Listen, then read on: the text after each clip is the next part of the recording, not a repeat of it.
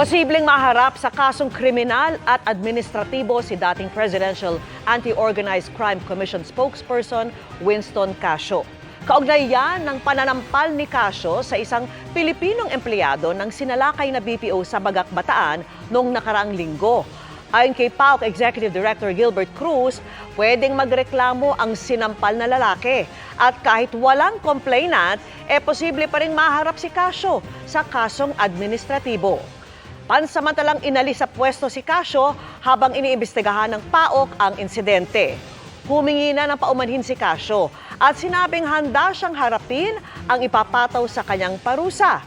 Magsasagawa rin ng sariling investigasyon ang Commission on Human Rights para alamin kung may nilabag na karapatang pantao si Casio.